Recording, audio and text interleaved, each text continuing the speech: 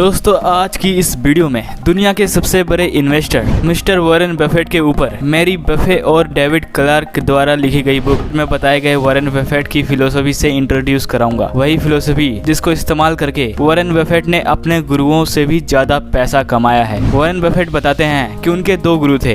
पहले mister Benjamin Graham जो Colombia university में उनके प्रोफेसर थे और दूसरे थे मिस्टर फिलिप आर्थर फिशर जो उस समय के एक पॉपुलर इन्वेस्टर थे। और वो बताते हैं कि उन्होंने अपनी इन्वेस्टमेंट स्ट्रेटेजी अपने दोनों गुरुओं की फिलोसफी को फॉलो करके बनाया था। पहली बेंजामिन ग्राहम की इन्वेस्टिंग फिलोसफी थी कि जब कोई कंपनी का शेयर कम भाव पर अवेलेबल होता है तो उस कंपनी का स्टॉक खरीदना चाहिए। और वही दूसरी फिलिप आर्थर फिशर की फिलोसफी कहती है कि हमेशा क्वालिटी स्टॉक ही खरीदना चाहिए। तो इन दोनों की फिलोसफी को समझने के बाद वॉरेन बफेट ने दोनों फिलोसफी मिलाकर अपनी खुद की फिलोसफी बनाई जो क्वालिटी बिजनेस को कम भाव पर खरीदना था। इसी फिलोसफी को यूज करके उन्होंने अपने दोनों गुरुओं से कई गुना ज्यादा पैसे कमाए। वॉरेन बफेट कहते हैं कि अच्छा और सफल इन्वेस्टर बनने के लिए आपको मैथ्स के बड़े इक्वेशन आने की जरूरत नहीं है। यदि आपको मैथ्स के कुछ सिंपल ऑपरेशंस जैसे addition, subtraction, multiplication, division, percentage और प्रॉफिट एंड लॉस निकालना आता है तो ये इन्वेस्टर बनने के लिए बहुत है। तो अब बुक में लिखी और फिलोसफी के बारे में जानते हैं। Philosophy number 1, invest in long term. Warren Buffett बहुत ही लंबे समय के लिए इन्वेस्टमेंट करना पसंद करते हैं। इसके लिए वो ऐसी कंपनी को ढूंढते हैं जिसके बिजनेस को वो अगले 10-15 सालों के लिए प्रेडिक्ट कर सकते हैं। वो उस कंपनी का शेयर 10-15 साल बाद कहाँ होगा इसका अंदाजा लगा लेते हैं। अंदाजा लगाने के लिए वो उस कंपनी के प्रोडक्ट और सर्विसेज को बहुत अच्छे से एनालिसिस करते हैं। वो ऐसे कंपनी को ढूंढते हैं जो पिछले कई सालों में अपने प्रोडक्ट्स में छोटे मोटे बदलाव करके वही प्रोडक्ट बेच रही होती है। वो ऐसी कंपनी इसलिए चुनते हैं क्योंकि उन कंपनी को अपने रिसर्च और डेवलपमेंट करने में ज्यादा पैसे खर्च नहीं करने पड़ते हैं। इसको एक एग्जांपल से समझो।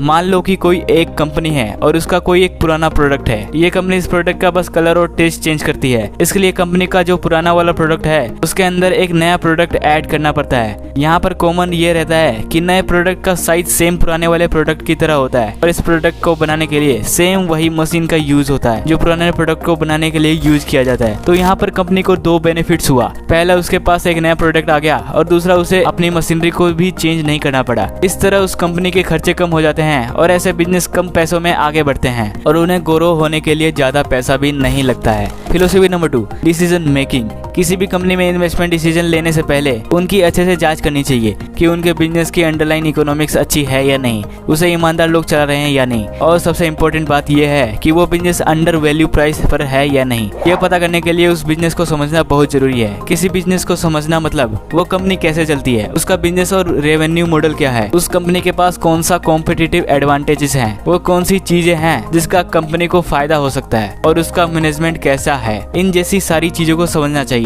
अगर वॉरेन बफेट को कोई भी बिजनेस समझ नहीं आता है तो वो कभी भी उस कंपनी में निवेश नहीं करते हैं। एग्जाम्पल के लिए, जब अमेरिका में इंटरनेट और .com क्रांति आई थी, वॉरेन बफेट ने उस समय किसी भी टेक्नोलॉजी कंपनी में इन्वेस्टमेंट नहीं किया था क्योंकि उन्हें उनकी समझ ही नहीं थी। एक बिजनेसमैन को यह अच्छे से पता होना चाहिए कि कोई बिजनेस कैसा है और कौन सी कंपनी किस समय पर किस कंपनी को कॉम्पीट करके अपना परफॉर्मेंस अच्छा करेगी, जिसकी मदद से ये समझने में आसानी होती है कि कंपनी का प्रोडक्ट और सर्विस कैसा परफॉर्म करेगी। इसे इन्वेस्टमेंट करने से पहले उसे समझाने के लिए आपको एक बिजनेसमैन की तरह सोचना होगा। तभी आपको पता चलेगा कौन सा शेयर ओवर वैल्यू है और कौन से शेयर अंडर वैल्यू है। वॉरेन बफेट बचपन से ही अलग अलग बिजनेस करते आए हैं, इससे उन्हें अलग अलग सेक्टर की अच्छी जानकारी परख हो गई है। तभी उन्होंने अपने बिजनेस और इन्वेस्टमेंट स्किल का उपयोग करके अच्छी सक्सेस हासिल की है। वो कहते हैं कि आज मैं एक सक्सेसफुल इन्वेस्टर हूँ क्योंकि मैं एक बिजनेसमैन भी हूँ, और मैं आज एक सक्सेसफुल बिजनेसमैन हूँ क्योंकि मैं एक इन्वेस्टर हूँ। Philosophy number 3, prices is what you pay and value is what you get. इसका मतलब ये है कि जो आप पे करते हैं वो भाव होता है और जो आपको मिलता है वो असल में वैल्यू होती है। आपको ये हमेशा ध्यान में रखना चाहिए कि किसी शेयर को आप कितना पे कर रहे हैं और उस पर कितना वैल्यू मिल रहा है। अगर कोई बिजनेस अच्छा परफॉर्म कर रहा है तो आज नहीं तो कल उसके शेयर का प्राइस जरूर उस बिजनेस की तरह अच्छा ग्रो करेगा। अगर कंपनी के फंडामेंटल अच्छे हैं और कंपनी की अर्निंग में अच्छी ग्रोथ हो रही है तो शेयर के मूल्य भी लंबे समय में बिजनेस की ग्रोथ को फॉलो करेगा। किसी कंपनी में कुछ समय के लिए बहुत सारी प्रॉब्लम्स होती हैं, इसलिए ज्यादातर कंपनी के शेयर प्राइस कंपनी की ग्रोथ रेट के बराबर आने में थोड़ा सा वक्त लगाती हैं। इसलिए वॉरेन बफेट कभी भी एक साल बाद स्टॉक मार्केट कहाँ रहेगा और एक साल बाद इंटरेस्ट रेट क्या होगी इसके बारे में नहीं सोचते हैं और ना ही उस पर अपना समय बर्बाद करते हैं। वे सिर्फ हाई क्वालिटी बिजनेस पर ही ध्यान देते हैं। वो कहते हैं कि हमारा फोकस इस बात पर होना चाहिए कि कैसे हम कम पैसे लगाकर ज्यादा से ज्यादा पैसे बना सकते हैं। इसलिए वॉरेन बफेट को चाहे कोई शेयर खरीदना हो या एक जोड़ी मोजे, वो हमेशा ज्यादा कीमत की चीजें कम पैसों में खरीदना पसंद करते हैं। इसी तरह उन्होंने शेयर बाजार से अरबों रुपए कमाया है। नॉर्मल लोग एक साल बाद शेयर बाजार कहाँ होगा, ब्याज दर क्या होगी, इस पर ध्यान देते हैं और बाजार नीचे चला जाएगा या बाजार खराब चल रहा होगा, इस डर से कई बार वे हाई क्वालिटी शेयर को बेच देते हैं। ऐसे समय का ही वॉरेन बफेट जैसे लोग इंतजार कर रहे होते हैं कि जब लोग शेयर बेचकर जाएंगे तो शेयर सस्ते मिलेंगे और वॉरेन बफेट जैसे लोग तभी शेयर खरीदते हैं। वे कहते हैं कि आपको अमीर बनने के लिए कुछ ऐसे ही अपॉर्चुनिटी को ढूंढना होगा। इस वीडियो से आपको कुछ ना कुछ वैल्यू जरूर मिली होगी, तो वीडियो को लाइक और नीचे कमेंट करके हमें बताइए कि ये वीडियो कैसी लगी। तो मिलते हैं नेक्स्ट वीडियो में, तब तक के लिए जय हिंद।